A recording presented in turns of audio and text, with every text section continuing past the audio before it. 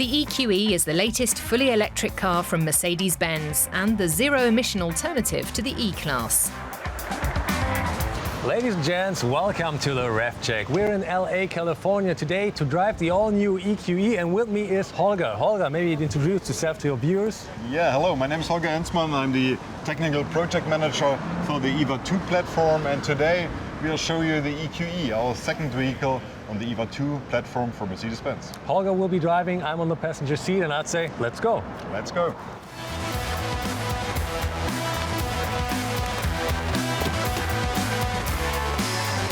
The EQE is not yet on the market, which is why we can't take to the wheel of one of our own yet. It's set to hit the streets in summer 2022. The car is the second one on a specific platform. Which one is that? That's our EVA2 architecture. That's a purpose-designed electric vehicle architecture that we introduced with the EQS last year. The EQS is the fully electric S-Class alternative with a range of up to 780 kilometres. Prices for the flagship models start at around 98,000 euros in Europe.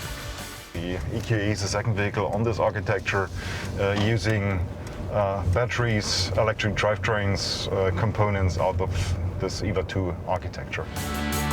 The modular architecture is tailored to the electric drivetrain throughout the EQ series, enabling a range of vehicle variants, from sedans and compact cars to SUVs. So what are we talking about? What kind of power outputs do we have in that car? We are here right now in the 350 Plus, the EQE 350 Plus. It gets 215 kilowatts and 530 Newton meters.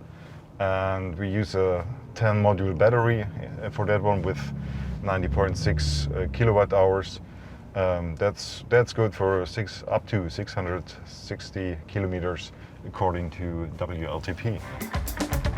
As yet, there are no official plans to introduce smaller or bigger battery packs to the EQE.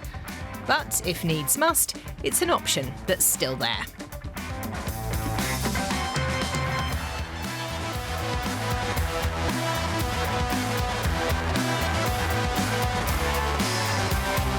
Now, you can see right here is a view of where we are driving. What is that? What do we see here? That's our augmented reality view. So as also I see in the head-up display, we see the arrows that indicates the direction to drive. We see the traffic lights, so it's quite easy to see the traffic lights. In the first row, the traffic light is much more easy to see here than looking outside. Visually, there's no denying that the EQE is a smaller version of the EQS. The roundish front might not be the most appealing out there, but it definitely delivers a good drag coefficient, which translates into lower consumption and better range. The interior optionally features the Hyperscreen, familiar from the EQS. So it's our new MBUX system that we also incorporated or introduced with the EQS. So we've got 3 screens and a layer of glass of 1.41 meters size. So we've got a passenger display, we can activate that one. We've got the center display and the instrument cluster. And yeah, we call it the zero-layer concept. So you don't have to leave the navigation screen. You see always the navigation, and then you can switch for your phones, for instance, or go with those modules.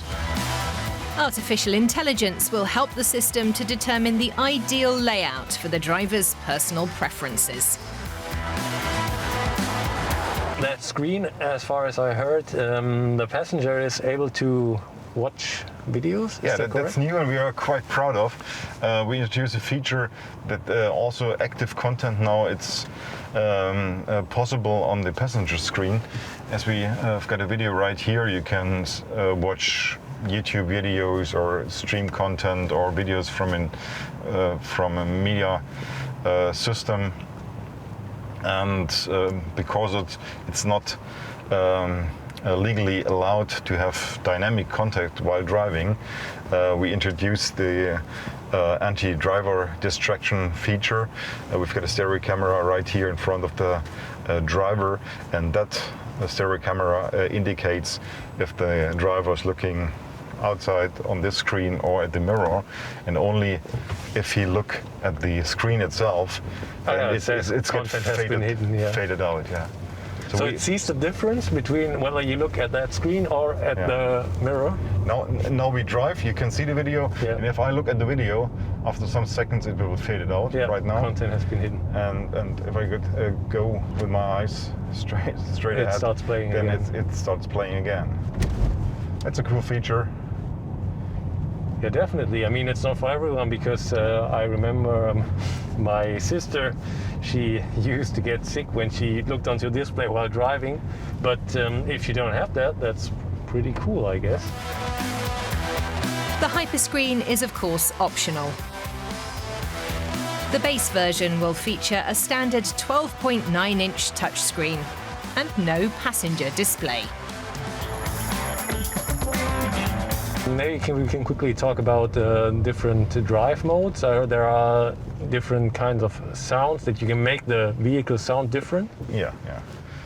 As long as the silent drive is an advantage of an EV, a lot of customers requested to have some emotion sounds within the vehicle, and therefore we incorporated some different sound files.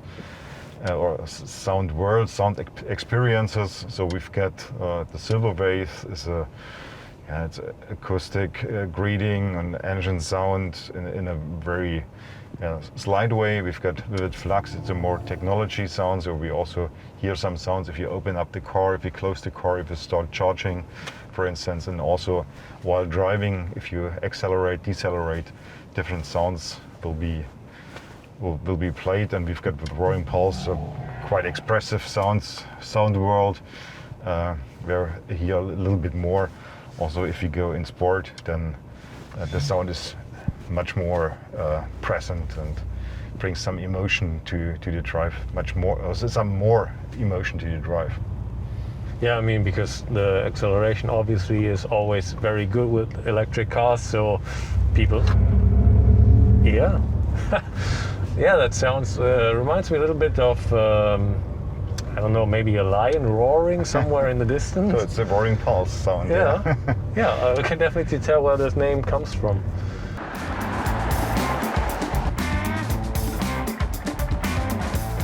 I mean, I always like the silence of a car, and I also have the experience in that car right here. I guess also it's easier to achieve such a silent car with an electric car? Yeah, it's a different thing. It's during the development phase, it was very important to have a good, we call it NVH, noise, vibration, harshness standard within the vehicle, but you don't have the covering noise of the combustion engine itself. So we have to bring new technologies, bring foams within the body and white structure. We have covers around the electric motors itself, around the HVAC compressor, for instance. So there is a lot of work done because, and it was needed to come to a point where the sound is like in that vehicle without having a covering noise of the ICE. The lack of an ICE, internal combustion engine, also means none of the heat that those engines typically produce. But many electric cars feature a heat pump to take on the job of warming the interior.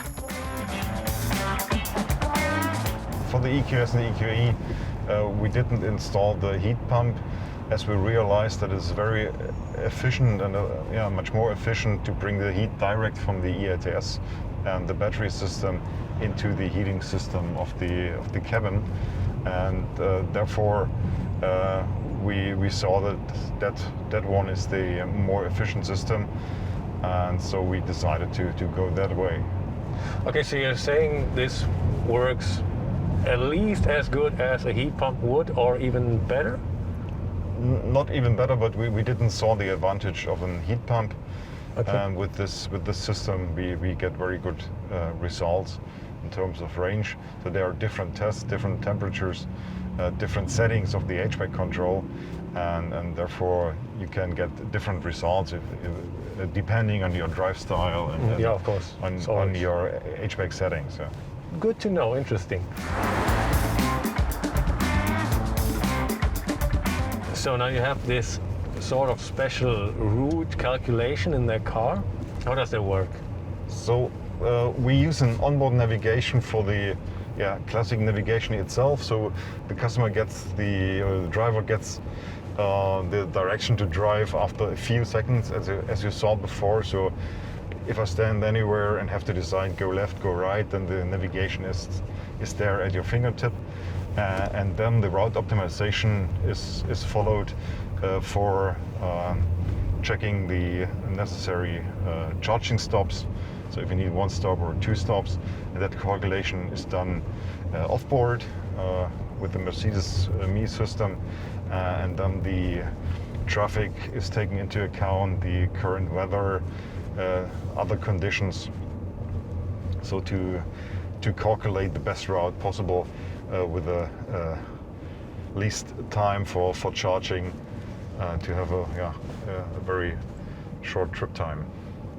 Yeah, I think that's pretty cool because not only does it save you time, but it's also good for the battery life, I'd imagine. Yes. And there will also be a preconditioning.